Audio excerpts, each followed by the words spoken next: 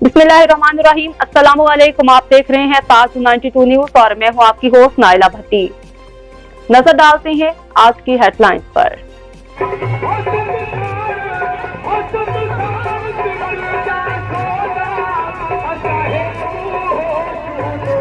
मुल्क भर की तरह जिला दादू में भी सिंध सकाफत डे मनाने की तैयारियां जोरों शोर से जारी और शहर में सिंधी टोपी अजरक के स्टॉल्स भी सज गए। मुख्तलिफ तंजीमों की जानिब से रैली का आगाज हो गया। हर साल की तरह 4 दिसंबर पर सिंध कल्चर डे के हवाले से जिला दादू में भी सिंधी सकाफत का दिन मनाने के लिए तैयारियां शुरू हो गई।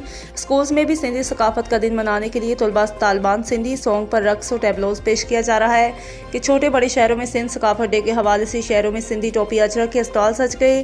सिंधी टोपी और अजरक की खरीदारी में इजाफा सिंधी सकाफत को उजागर करने के लिए हर साल 4 दिसंबर पर मनाया जाता है। सिंधी सॉन्ग पर लोग रक्स करके रैलियां निकाली जाती है और आज का दिन ईद की तरह सिंधी मनाते हैं। रिपोर्ट अकरम शाहानी, दादू।